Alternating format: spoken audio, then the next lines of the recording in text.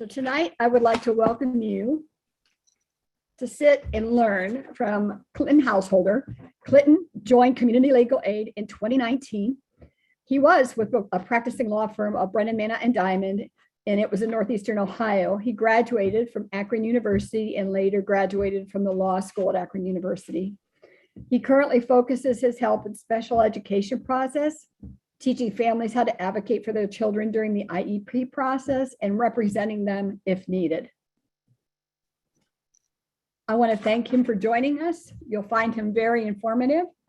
Take it away, Clinton. Share your screen. Thank you very much, Wendy. Let's hope the technology works when sharing the screen. Can you see that okay? Oh, yes. All right.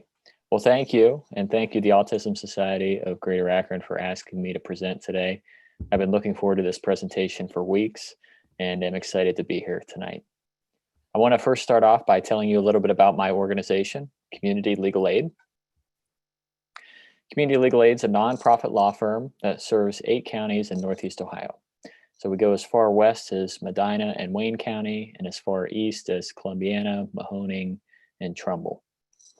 We provide free civil legal services to low-income families, veterans, and elderly persons in these counties.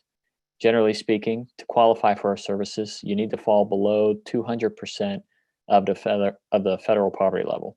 And that's around $52,000 per year for a family of 4, and around $35,000 per year for a household of 2. Folks can apply for our services in a bunch of different ways. For example, we have a helpline where folks can call in, talk to somebody at our front desk. We also have an online application, which is up and running 24/7 days per week. That's communitylegalaid.org. We have workshops and clinics out in the community. Granted, we had more of those when COVID wasn't an issue.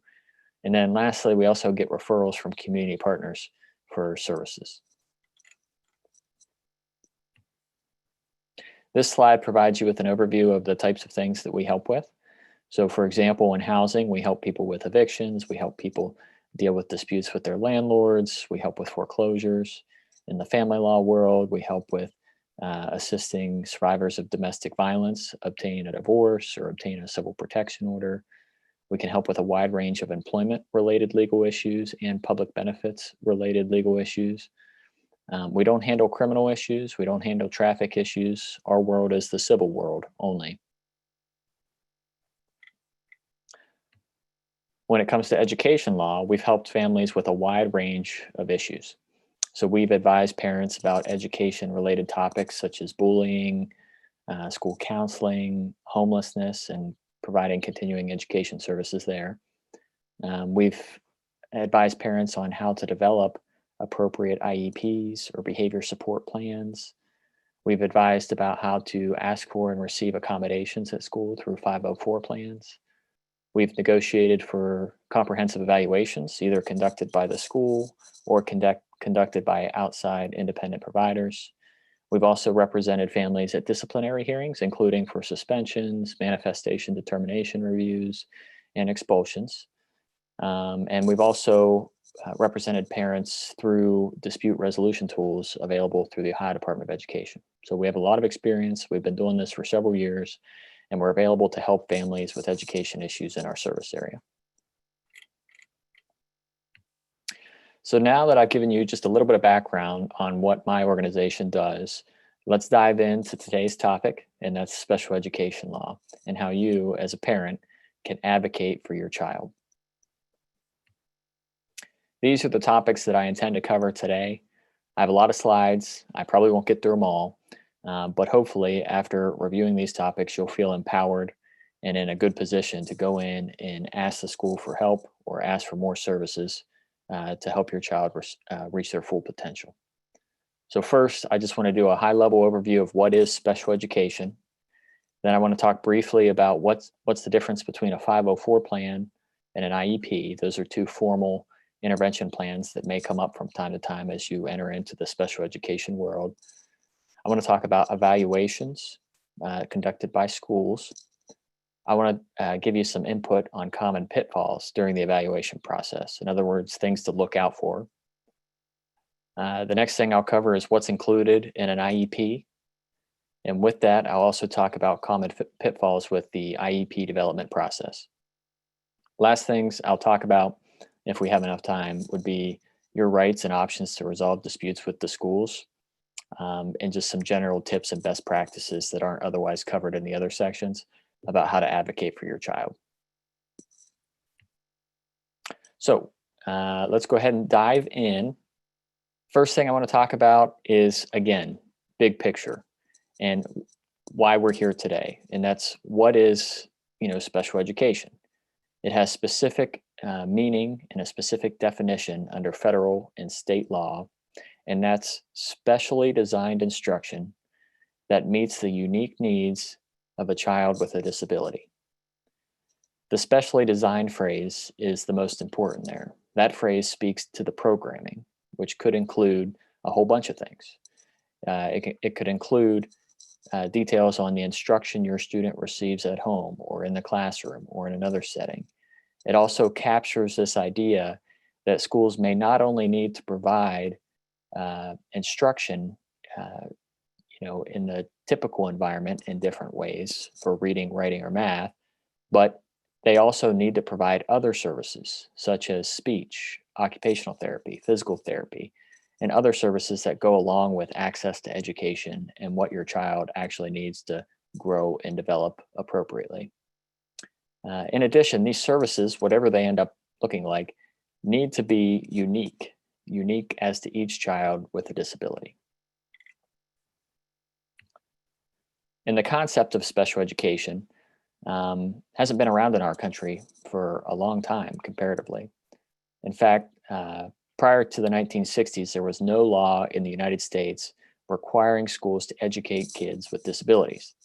Instead, a lot of parents ended up educating their child at home or sent them to some fancy private school. This, at the end of the day, left so many kids behind. And some of the early data from the 70s estimates that around 1 in 5 students with disabilities received little to no education at all. So it wasn't until the 70s that these laws really started to come out of the woodwork, and parents were a huge part of that. They began to advocate for inclusion. This slide just provides you with a general overview of some of the laws that are out there. There's federal laws like the American with Disabilities Act, the ADA, and also the Individuals with Disabilities in Education Improvement Act, the IDEA. To go along with the federal laws, you have state laws. The state laws consist of statutes listed in the Ohio Revised Code. You also have regulations described in the Ohio Administrative Code. But then you also have like policies and implementing guidance prepared and issued by the Ohio Department of Education in Ohio. And those provide the operating standards or the rule book for schools to follow when carrying out these different rules and regulations. At the end of the day, all those rules really boil down to just a few things. First being that going along with this notion that kids should not be left behind, these rules really try to focus on inclusiveness. It's the idea that kids should not be left behind when it comes to their education or sent somewhere else just because they happen to have a disability or learn a little bit differently than their peers. They shouldn't miss out on other things that go along with school, like building friendships, field trips, or other social norms that you get by going to school in the United States. So the first thing that these rules really boil down to is the concept of inclusiveness. Second, it's important for you to know that all of these laws, in some way or another, give special protections to students with disabilities. For example, there's special laws that speak to discipline issues. There's special laws that speak to bullying. There's special laws that speak to attendance. And of course, there's special laws that talk about evaluations and IEPs and providing additional supports to support students in the school day. And that last part is primarily what we're going to be talking about today. The other important concept that I want to hit on is it's called FAPE, Free Appropriate Public Education. The IDEA includes this very important topic, and that's that each child with a disability is entitled to a free education that's appropriate for their unique needs, provided by a public school district, all the way up into the maximum age of 22 years old. The IDEA also includes very specific language requiring schools to educate students with disabilities in the regular education classroom to the greatest extent possible. Schools should only rely on other settings, including home or other schools or other classrooms, more restrictive environments, when it's absolutely necessary, and when their attempts to educate the student in the typical classroom are unsuccessful, even with aids and supplemental supports. That concept is called least restrictive environment, and it's a bedrock principle to special education law, because again, it's all about inclusiveness. These new laws are all about inclusiveness and keeping kids in school where they can learn so much more than reading, writing, or math skills. They can learn when it comes to social emotional development, behavioral norms, they can build friendships and have all these other experiences. This is the last rule or regulation that I'm going to hit on, and it's just because it's such a powerful one. It's the concept of child fine. What this regulation says is that each public school district in our state has an obligation to find and identify and evaluate students who are suspected of having a learning disability to determine what types of services they may need to reach their potential and succeed. That means the schools, public schools, must find and evaluate children within their borders, including children who are homeless, children who are wards of the state, children who are attending non-public schools, children who are highly mobile, frequently living, with other relatives or friends. And it also applies to homeschooled children. So for example, if your child is homeschooled and you feel like they need evaluated for additional supports, you can send a letter off to your public school and ask them to conduct an evaluation. So what have these laws, from child fine to the FAPE requirement to the least restrictive environment requirement, accomplished over the years? It all boils down to great success stories. First, unlike in the past, the majority of children with disabilities today are found, they've been found, identified, and evaluated by their neighborhood school. They're receiving services, they're being educated. They aren't sitting at home cast away and left behind. Majority of these kids today are now receiving services. In addition to that, high school graduation rates have gone up for this population. They've continued to rise and climb over the years, as have employment rates. And again, this information can all be backed up by data available on the Ohio Department of Education's website, the U.S. Department of Education's website. If you focus on inclusiveness and bringing these students to the table, they have potential, they can succeed, they can contribute in society. And that's the power behind these laws. That's why they're so critical and important. More locally, just to give you an example of how well schools are doing in terms of child find and actually identifying and evaluating students when it comes to disabilities. Akron Public Schools, for example, back in 2017, 2018, this data is a little old, had about 1 in 5 students receiving some sort of special education support in light of their disability. So that's 1 in 5 kids, about 20% of kids in the entire district having a learning disability that entitled them to additional support and services. That number in Akron is actually a little bit higher than the state's average of 15%. So that just shows you how schools are working towards identifying and evaluating students in our area to be able to get them connected to services that will help them succeed. This next slide explains the differences to you for 2 options in terms of planning that you may end up with if your child is found and is evaluated by the district. You could end up with, for example, an individualized education program or an IEP, or you could end up with a 504 plan. These are the 2 most formal intervention plans available. There are some other intervention options that maybe aren't as formal. Some of them don't even turn into a written document. But these two, which we're going to talk about extensively today, are written formal plans designed to help your students succeed. There are some differences. So for example, IEPs tend to be more robust and comprehensive. They're governed by the IDEA, which is a federal law, while the 504 plans are governed by the ADA, Americans with Disabilities Act. Are two different laws.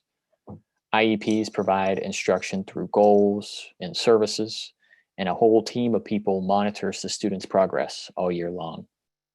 504 plans, they don't provide direct services in most cases. Instead, they kind of change the environment or change the tasks that the student's being asked to complete to help them overcome some obstacle that's interfering with their life, a substantial, like an important life activity.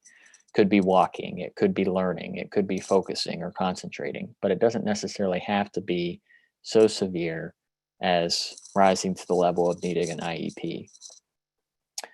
IEPs also require that the student's disability falls into a certain category. There are 14 different categories in the state of Ohio.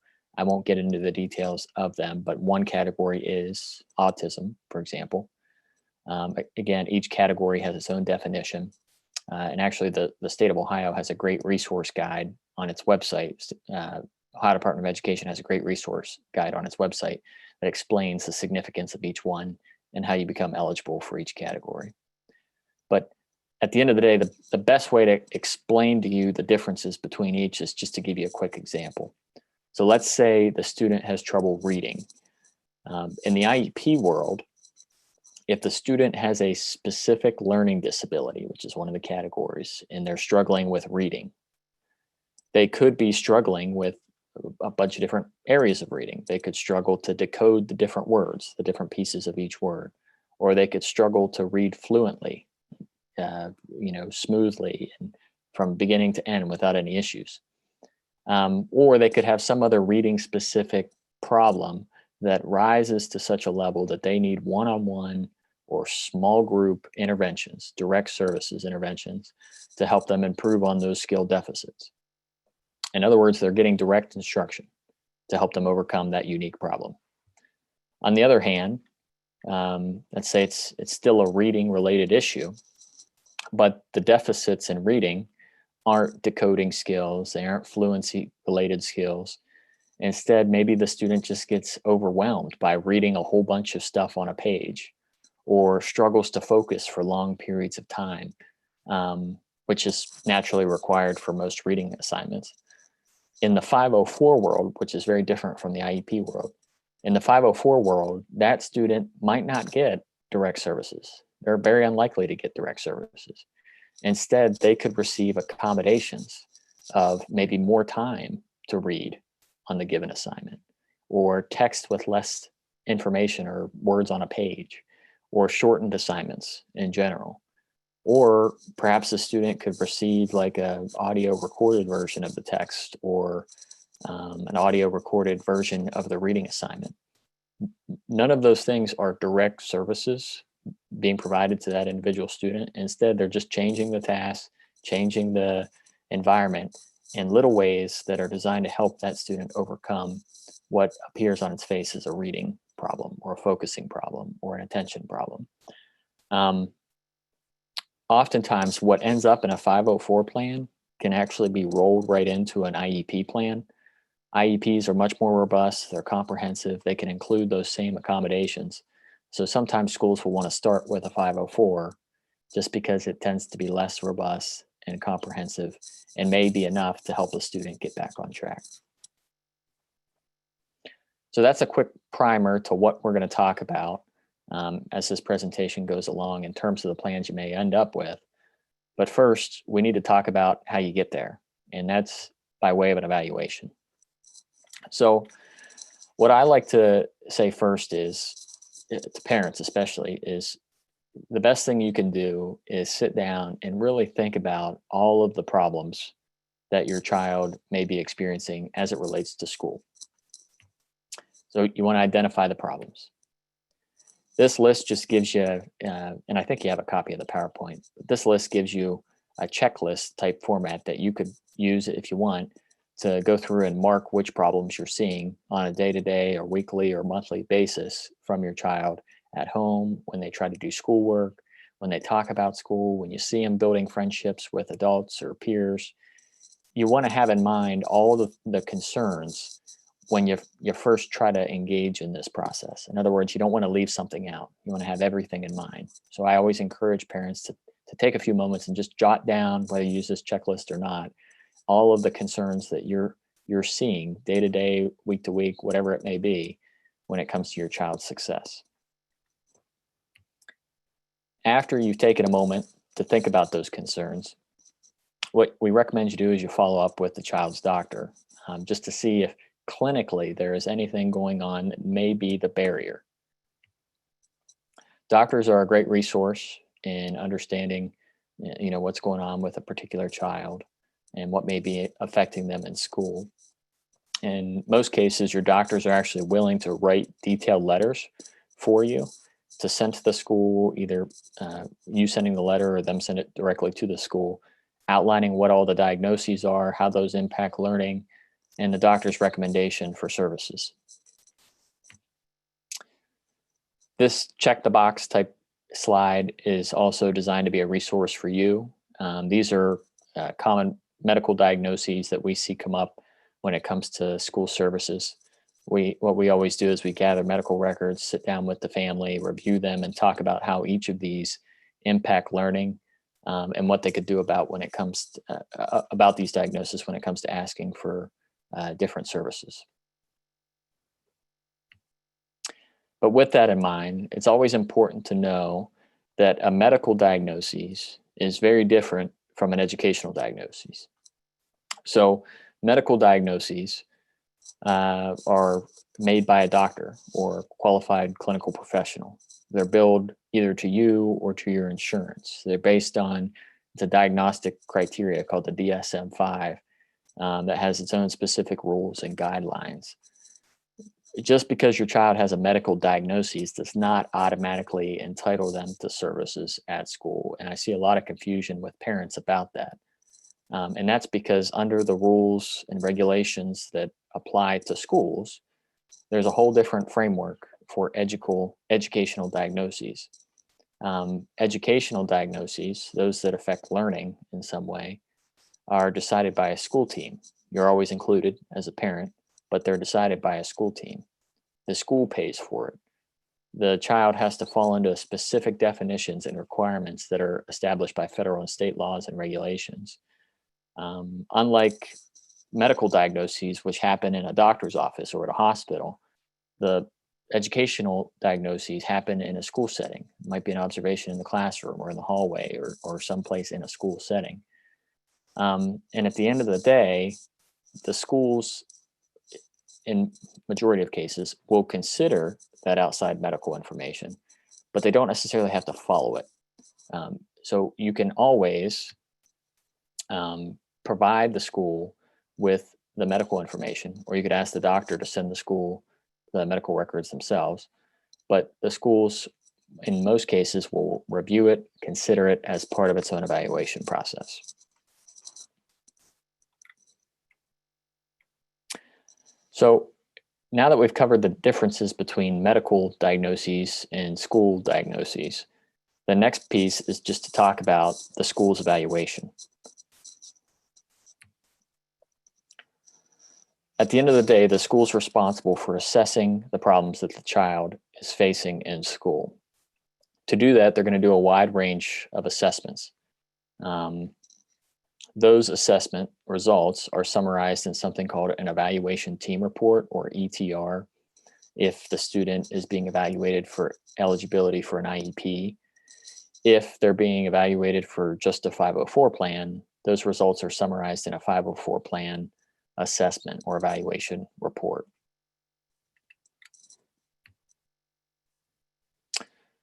You, as the parent, can request an evaluation at any time, or you could ask your doctor to send a letter asking the school to evaluate the child on your behalf.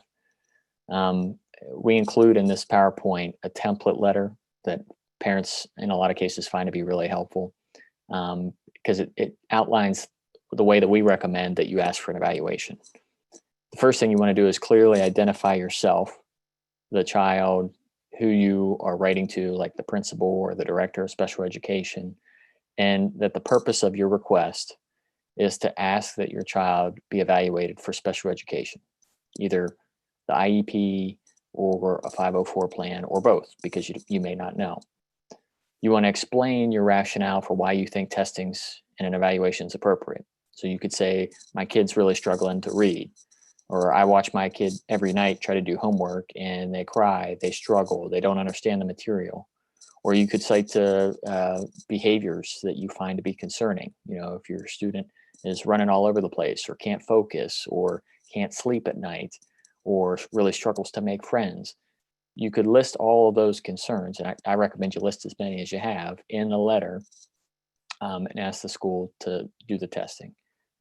With that, you can include copies of the medical records. You can cite to any diagnoses. In particular, if the student's been expelled or suspended, we always recommend that you ask the school to expedite the process, because it could be that the stuff that they're doing in school that's getting them in trouble is ultimately linked to their disability. And kids shouldn't be punished for their disability. It's something they can't control. It's beyond their means. The school should put in place some supports to help them. So we always recommend, if your child's been expelled or suspended or is actively going through a disciplinary process, ask the school to expedite the process and get going right away. Then the last thing you want to do with the letter is make sure you provide your contact information, and sign it. Once you send that off to the school and they receive it, they only have 30 days to get back to you to say, yes, we'll do it, or no, we won't. So once you send it off, that's what starts the clock.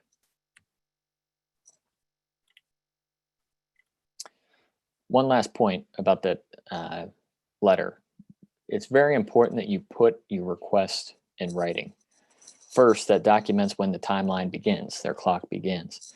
Second, it's an opportunity for you to take time to write out all of your concerns. That way there's no hiding the ball. Everybody's on the same page as to what you're asking for and why.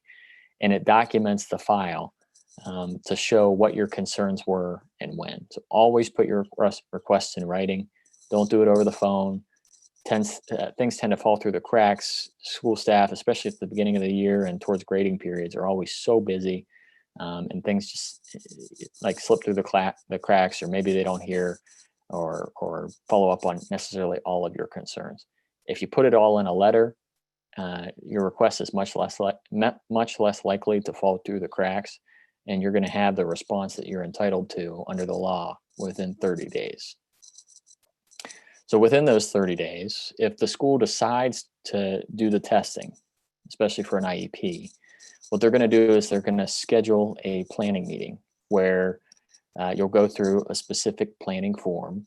The first part of the form explains your child's name, what they're suspected of having in terms of disability category. And this actually lists the 14 different categories in the state of Ohio here on this slide. It will also identify who's on the evaluation team from the school staff. It'll also say that you're on the team. And for IEPs, the form goes on to look a little bit different depending on the age of the student. So for preschool kids, the form looks like this or similar to this, and the school staff are required to go through each of these areas of testing. So there's testing for adaptive behavior, cognitive abilities, communication, hearing, vision, functioning skills, behavioral functioning skills. Then they have to go through a physical examination, vision examination, and hearing, audiological examination. Form looks a little bit different for older kids. And actually, this form is one of the areas that I always push parents to advocate. This form, as you can see on the slide, it's a little more open-ended. Like, it's not a check the box required type form. School staff don't have to complete each and every one of these categories. A lot of times, in this column in particular that says data for review, school staff may write something like, well, we have enough data. We have enough data in the file. We don't need to do additional testing. That's a great opportunity for parents to step in and say, well, what records do you have available? Can I see it? Why don't you think that we need to do additional testing? Here we are, we need additional testing. Another thing that you could do is particularly address behavior-related concerns by way of this form. So towards the bottom here, there are particular places where you can write in whether or not you're going to do behavior-specific assessments, whether it's for adaptive behavior or just a behavior assessment in general. If your student or child has behavior problems, they're always getting into trouble, maybe they struggle to make friends, maybe they struggle with basic functional tasks, always ask for a behavior-related assessment or adaptive behavior assessment as part of the planning process.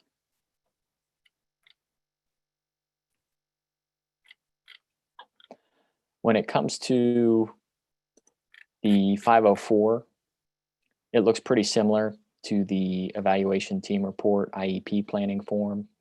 The Section 504 evaluation form in most schools is more check the box oriented and includes many more categories of disabilities or types of disabilities that may entitle the student to services. Most schools have their own forms. Some use the state's form. This is an example, I think, from Boardman schools, but you could see it's pretty similar. It goes through the different types of things that they're going to consider, teacher observations, records, what type of evaluation process they're going to use. When filling out this form, it's a great opportunity for parents to ask a lot of questions and be involved and ask why school may be opting to do one particular type of test over another or forgo an observation. And what other types of things can you do during this stage? You could always bring copies of medical records. So you can bring in records from your doctor, nurse practitioner, other folks that have been involved with the child. You can bring in results of any outside testing that you've had done. You could bring those records to the meeting and ask that the school review those as part of its planning and evaluation process. You can bring in work samples that you have of your child's work from home, like if you save copies of their homework that they particularly struggled with. You can bring in some other helpful documents. For example, I helped a family just recently whose student experienced pretty extreme trauma as a kid. They were part of an abuse case over at the juvenile court, and the juvenile court's records went into great detail about this particular trauma that the child experienced at a very young age. So as part of that meeting, so we could help the school staff really understand some of the behaviors and emotional responses this kid was displaying, we asked the school to review those documents as well, just so they could better understand from a historical standpoint what the child has gone through in terms of trauma and development over the years. So you're able to bring these materials to the meeting and ask the school to review them as part of the process.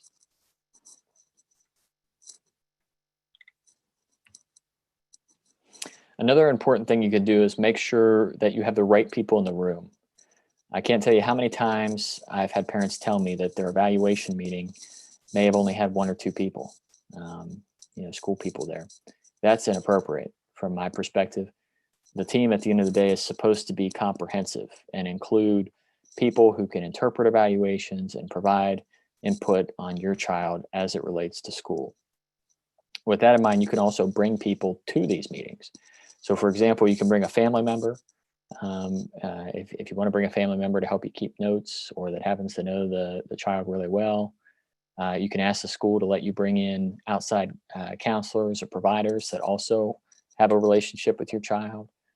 And at the end of the day, these meetings should include not only you, but also people that have some sort of involvement with your child and that are qualified enough to help interpret these evaluations. So when it comes to evaluations for IEPs, you're probably going to see like a building principal there, maybe one of your child's teachers, a school psychologist, If they receive like speech services or occupational therapy services or physical therapy services in school, you'll probably see those providers come in and out of the meeting as well. But you want to have as many people there in the room that can help accurately describe what your child needs from a planning standpoint. Same thing goes for 504 plans. Even though 504 plans don't involve the same comprehensive process and testing and evaluations that an IEP does, 504 planning meetings should also include the right people. They should include you.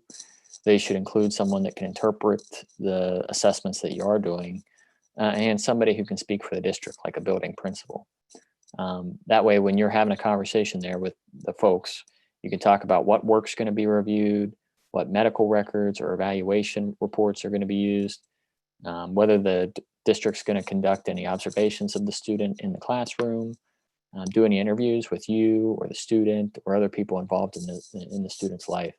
You want to make sure that the team is meaningful and that you have enough people there to be able to bounce around ideas and meaningfully plan a proper assessment. So like I said earlier, there's a specific timeline. Once they get your letter asking for the test and evaluation, the school has 30 days to respond if you're requesting an IEP. If they agree to test, they have 60 days to complete that testing. And then after they complete the testing, must develop the IEP, if the student's eligible, within 30 days of that determination. That's for IEPs.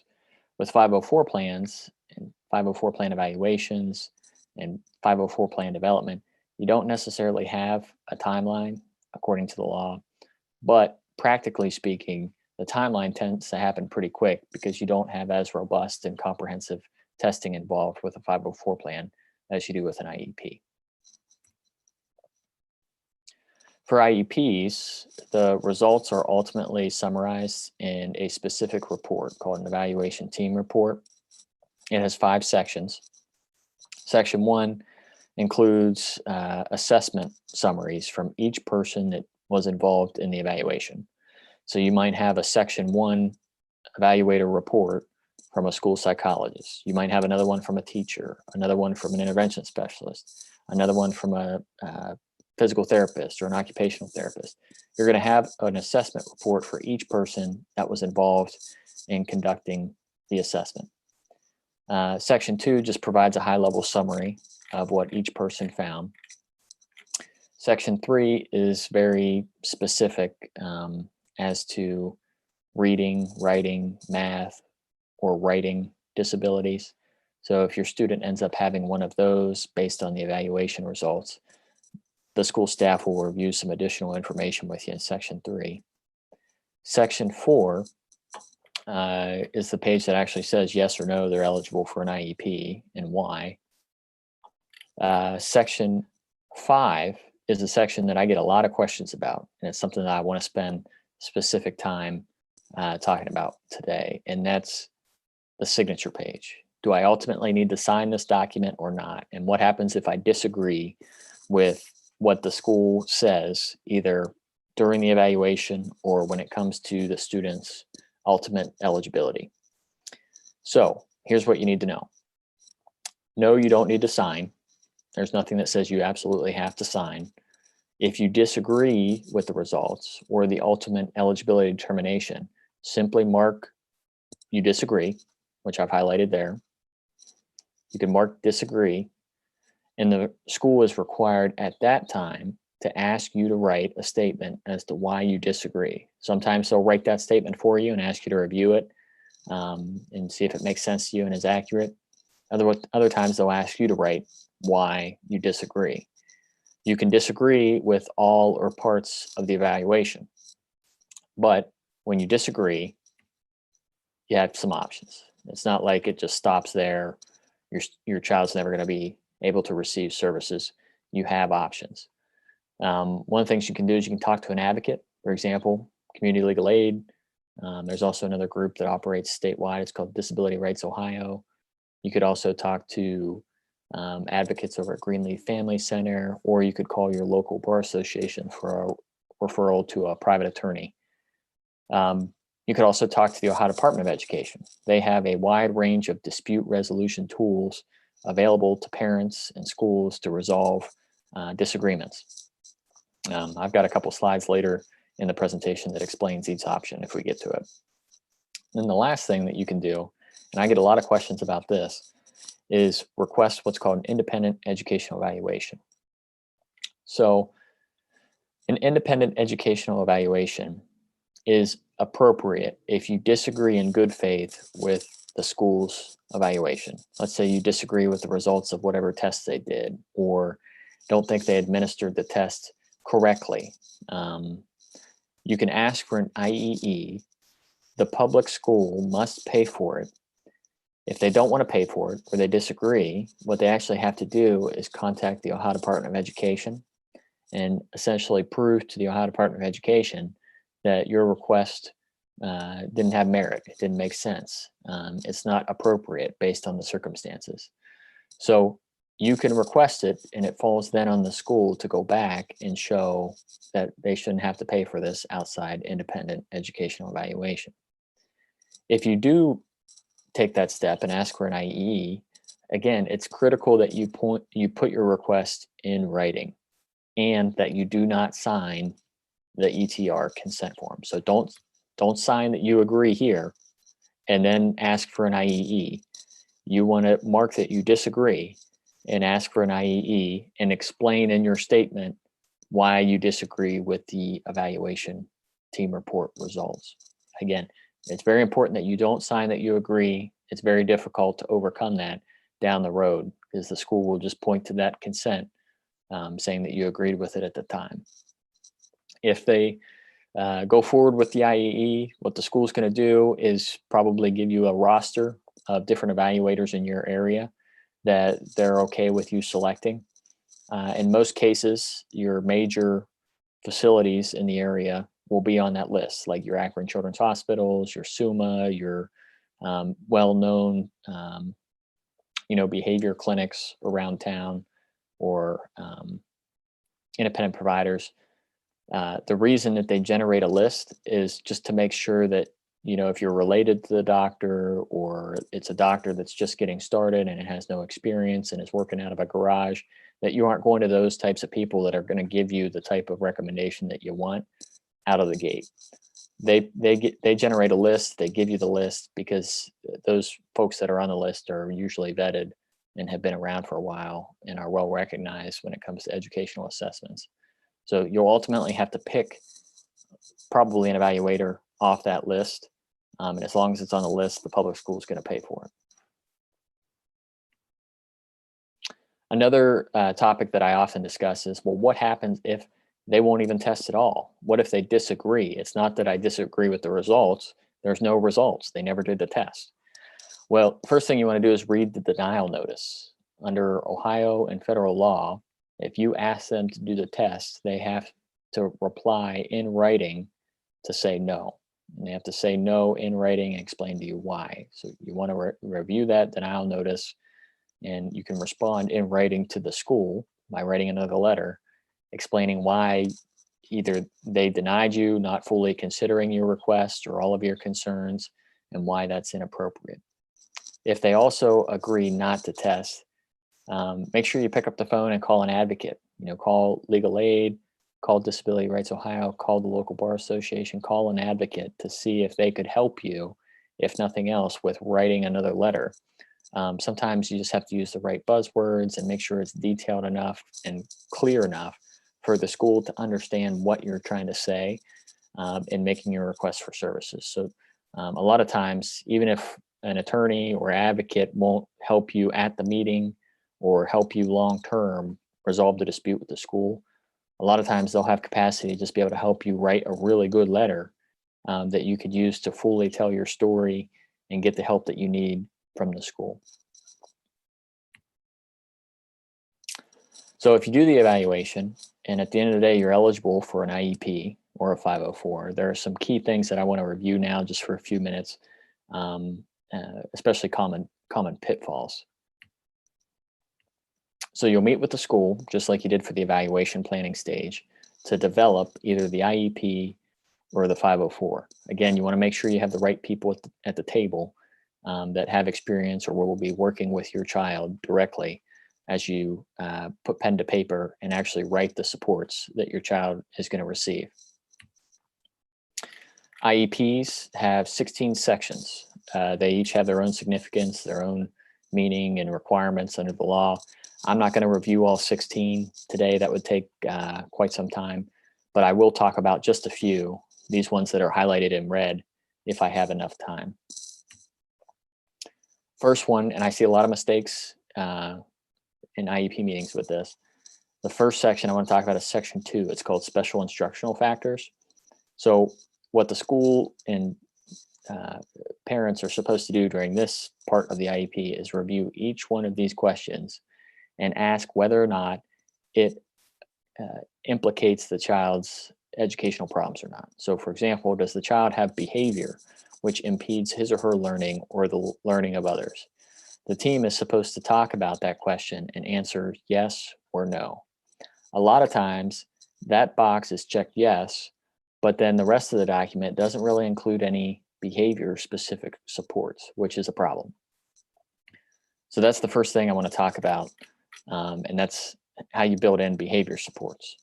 You can do that through a behavior goal, like writing a specific goal to support your child's behavior deficits, or you could ask for additional specialized testing, like a functional behavior assessment, which looks at why certain behavior is happening. The school is supposed to review the behavior, observe the student, and come up with hypotheses as to why certain behavior is happening and put together a plan to stop it or deter it. Another thing in having a conversation about that question you want to ask about is positive behavioral interventions and supports, Pbis. This is a framework that exists all over our country. And what it says is schools aren't supposed to immediately escalate all the way up to like suspensions, expulsions, kicking kids out of the classroom as soon as something problematic happens. There's supposed to be a slow progression over time of different interventions that they try and test out to try to de-escalate students' behaviors of concern. So if you throw out phrases like Pbis or FBA, when you're talking about this, if your student is one that is regularly in trouble, up for suspension or expulsion, make sure you're having a conversation about these topics, and there's something written into the IEP, whether it's a goal or a behavior plan, that helps that student overcome those problems. A lot of times I see the box checked, but nothing's added to support. Another relating to behavior issue that I often see come up is absenteeism. Kids are always missing school. Well, the reality is that students with disabilities experience absenteeism at a higher rate, much higher rate than other students. And it's about 25% higher than other students. Students with disabilities are 1.5 times more likely to be chronically absent than other students. Schools, unfortunately, miss the mark on this so often that Ohio actually requires most of our schools to create what are called absence intervention teams. This is a specific set of people that come in and try to plan with you and plan with the student and provide lots of supports and services to go along with the IEP to help the student be engaged and reconnect with learning and be present. So talk about that behavior as well. Another area where I see a lot of problems is section 6. That's the section that describes the goals. I always like to describe this as similar to running a race. So this section should read like you're running a race. The first section, this section up here, describes the starting point, where you begin with the race, the present level, what the student's abilities are. The next section, called Measurable Annual Goal, tells you about the finish line. It says where we're going to end up and what we're working toward. This next section tells you how people are going to observe the student and determine whether or not they're making progress as they go about this race. And then the last piece down here, Measurable Objectives, explain the baby steps that the student is going to be asked to take along the way. If at the end of the day, you look at this section and can't understand what the student's working on, and how you're going to receive information back from the school about how they're making progress, that's a problem. You want to stop and ask a lot of questions. They should have they should have a section 6 for each deficit that your child has, whether it's reading, writing, math, communication, speech, behavior, social, emotional stuff, whatever it is. You should have a section 6 goal for each area that's a deficit.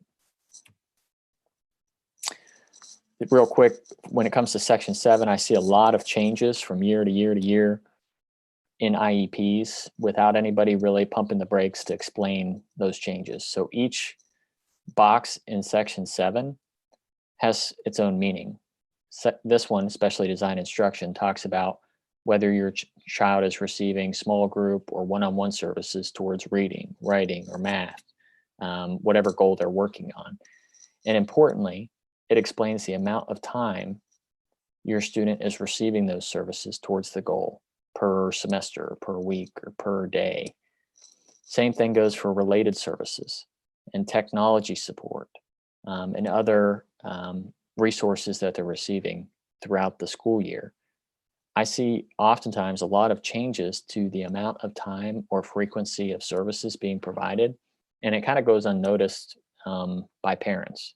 So what you want to do is you want to take the IEP that's presented to you this year and compare it to last year and see if any of these services are changing, either the services themselves, or if the time is changing, or the frequency is changing. And if any of that's changing, you want to ask why and understand the school's rationale to see if it's appropriate. I see we're minutes away from being done. So let me jump to signatures, because that is another area that I always get a ton of questions. So on section 15, the school is going to ask you to sign. For the first IEP, the initial IEP, this is where the parent or guardian signs to consent to services. Parents can give consent to the whole thing. They can give consent to part of it. They can also withhold consent for the entire IEP, just refuse to sign, do not give consent. If a parent disagrees with parts or all of the IEP, they can pursue dispute resolution options available to them through the state. When it comes to signing going forward, parents, in my experience, ask a lot of questions about this as well. So signing going forward happens in these two sections, either IEP annual review or IEP review change of placement. So a parent is required to consent only if there is a change of placement. Change of placement is where a student is going from their typical classroom to maybe a smaller classroom, or from the smaller classroom to a different building or to a different school. Or maybe they're receiving a more restrictive style of service. So instead of receiving services in a classroom, they're instead receiving it through home instruction or small group in a resource room. Every time they make that sort of change, they're required to try to get your consent, and you can refuse, you can decline to give your consent. Again, that's when this box here, change of placement, comes into play. When it comes to reviews, annual reviews, the same thing applies. They're asked to get your consent to review the IEP with you, and you have the options of either agreeing with the new IEP, IEPs are reviewed once a year, or merely signing because you were there, you were present, you talked about it, but you do not agree. You have every right not to agree, and you can contact the State Department of Education for dispute resolution options. Once you get to the state level, there's a whole host of tools available to you. You can do facilitated IEP meetings where they'll send a representative down to help you have a conversation with the school staff at the meeting. You can do mediation where an independent party comes in and tries to help you present your position to the school. The school also presents its position to the mediator, and the mediator helps you try to reach a middle ground, come to terms. There's more formal dispute resolution options, and if you pursue any of these, I'd recommend that you seek out the assistance of an advocate. You could file for a due process hearing or file a civil lawsuit. Again, those are very complex matters, and I'd always recommend that you consult an advocate or call the local bar association for assistance of an attorney if you decide to go those routes. But don't hesitate to pick up the phone and call the Ohio Department of Education and ask for information about your options. At the end of the day, if you disagree with something at a school meeting, the school is supposed to stop and give you information about your rights and what you could do in terms of next steps. And they're supposed to give you a packet, a procedural safeguards packet that provides information about your rights. You can review that, and within that packet, there is information about how to contact the state and what each option means for you when it comes to resolving the dispute. With my last minute, I'll just do some quick highlights of advocating for your child. Number one thing is you are a critical participant in the process. You're the expert on your child. You know your child the best. You see them day in, day out, year after year, whereas school staff, they change every year. Your kid's going to have a different teacher next year. You are that continuous support. You have the historical perspective on what your child needs and what they've received over time. It's important that you participate and you're there because you are truly your child's best advocate in this process. To help you with that, one thing you can do is request copies of all the documents prior to meetings. So that way you have a chance to review them. And if you want to consult an advocate ahead of time, you can. Also, make sure you review all of these invitation letters you receive. If it's an invitation letter for an evaluation meeting, review that. Make sure that you know who's going to be there and that what you're being asked to attend is the same thing that you have been told over the phone that you're attending. Again, don't be afraid to mark that you disagree on forms. Do not sign that you consent unless there's a box next to it that says I disagree or I do not consent. Always come to meetings with a written list of questions or concerns. Write it out. These meetings are intimidating. You're there. You're the expert on your child, but you've got people sitting across from you that know school terms. They know the rules. They know the laws. They do this day in and day out. Especially if this is your first time going through special education and your child really needs some help. It is very helpful, in my experience, for parents to write down all their concerns and bring that written list to a meeting and refer back to it. Especially if you feel stuck and like you're at a loss for words, you can just look down at your paper and ask those questions. Here's another one when it comes to records. Schools must, at the end of the day, permit you to inspect records for your child. They have to do that generally within 45 days. So from time to time, I always recommend that parents reach out to their school to just ask for copies of their student's file, review it, make sure that you understand what exactly is happening from a progress standpoint, from a disciplinary standpoint, and that the school records accurately speak to what's going on with your child and what you want to have happen with their education. It's very helpful if you ask for those records and review them, especially if you feel like maybe the school isn't communicating with you properly or there's a problem with the services. I didn't really have time to go into this slide, but each of these bullet points here have their own specific meaning. I will touch on just one. There's a lot of parents, in my experience, learn this information too late. And that's that at the age of 17, the school is supposed to give you information on the concept of transfer of rights. And that's when a student turns age 18, all of the rights that the parent formerly had automatically transfer by law to the student. So even if the student has profound needs and can't communicate on their own necessarily, by law, unless there's some other device in place like guardianship or a power of attorney or something like that, those rights that the parent formerly had are automatically going to transfer to the child. And if the child says, well, I don't want my mom or dad or guardian, or I guess it wouldn't be guardian, mom or dad to be at the meetings anymore, the school technically has to honor that. So make sure you keep that in mind as your students get older.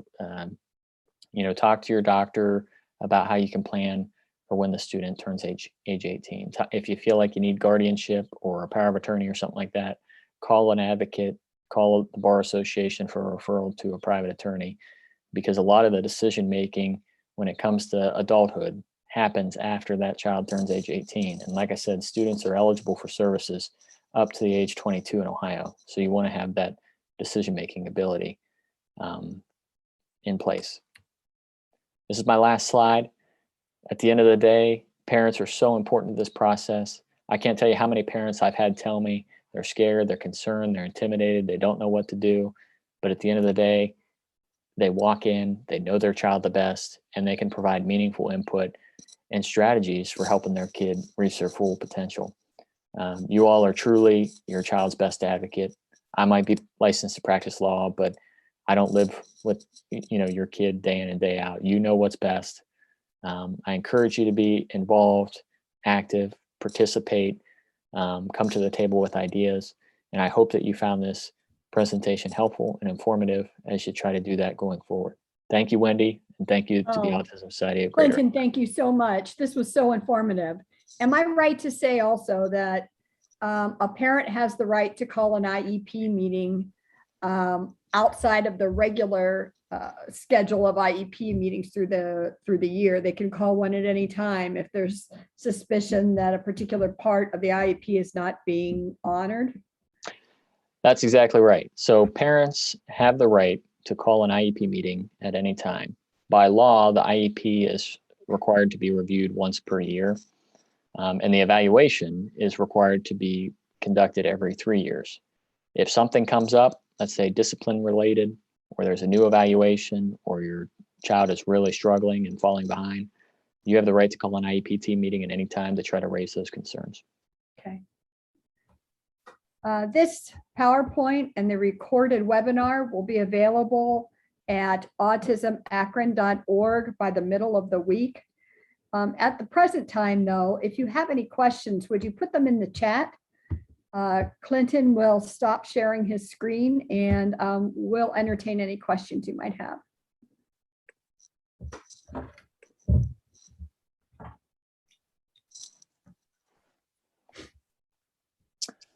Wendy, I know there were a few questions that I did not get to that were mixed in some of those other slides. For example, I know one of the folks had sent a message earlier saying, can the school be required to provide math video resources from their teachers instead of just Khan Academy? So Khan Academy is usually like a catch-up type program that kids use if they need supplemental instruction. It's a great question because that's a type of accommodation that you're asking for. Like otherwise recorded lectures or typed out notes for a student, those are types of accommodations that you can certainly ask for if your student needs that type of support.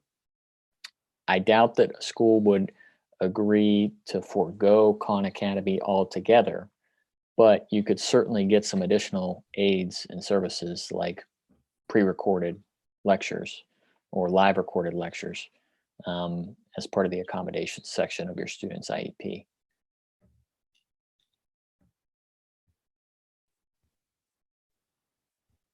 Okay, I don't see any questions. Clinton, thank you for your time tonight and for your expertise. And you go know ahead. what, Wendy? There's Yeah. one that just popped in, which is a very good question. Go ahead. When you say that you should send a letter to request an evaluation because that starts the time limits, how does summer affect that timeline? Great question. It doesn't affect it at all. The timeline still applies.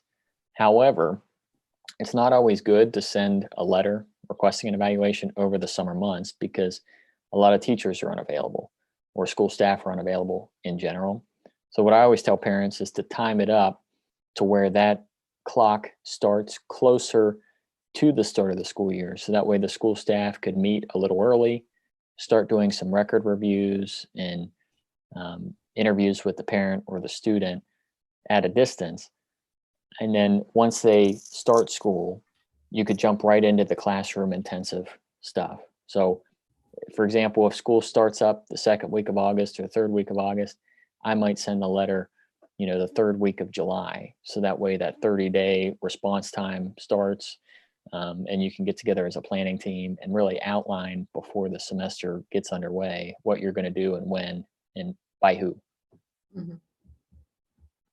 That's another great question. If a parent requests educational records and the school does not send them, what kind of recourse do they have?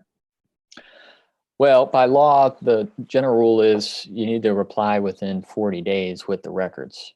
So if the school is not doing that, what you want to do is you want to contact the Ohio Department of Education or I can never remember the privacy office, but there's a specific privacy office that enforces, it's called FERPA rights. FERPA is the educational law that extends to student records. You can contact that office, and Wendy, I'll get you some information on that to file a complaint relating to FERPA and your right to access student records. Any other questions? Yes, there's one that says, can you request an evaluation prior to that 3-year time limit? We did ours all over Zoom due to COVID, and I'm not sure that it is an accurate representation. Another great question. You can request an earlier reevaluation at any time. Same principles would apply. So I would put the request in writing, explain with as much detail as you can why you think it's appropriate to do an earlier evaluation. If you feel like your child's doctor would be supportive of that request, also ask for your doctor to write a letter of support. That tends to go a long way when it comes to asking schools to do things. But yeah, certainly you can request it, cite to COVID as a reason. And as a matter of fact, the State Department of Education's guidance as to COVID even says that if evaluations are limited and maybe not as effective during this pandemic, when schools reopen, get the team back together and do the testing again. So that's in the guidance. It would be totally appropriate to ask for that type of reevaluation.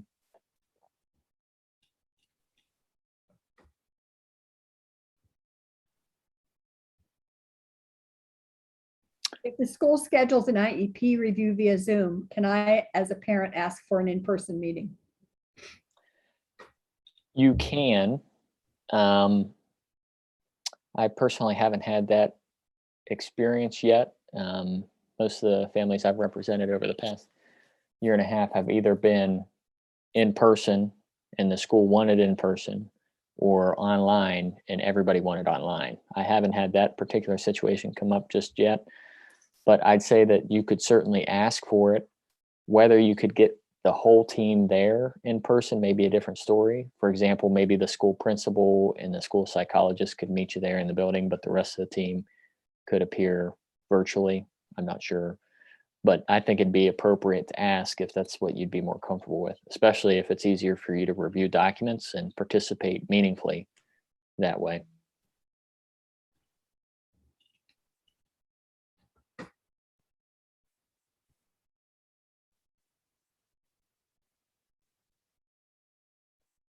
Okay.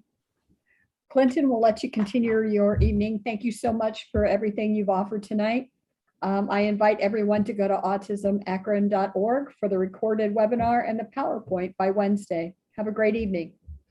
Thank you very much, Wendy. Take care. Bye-bye now.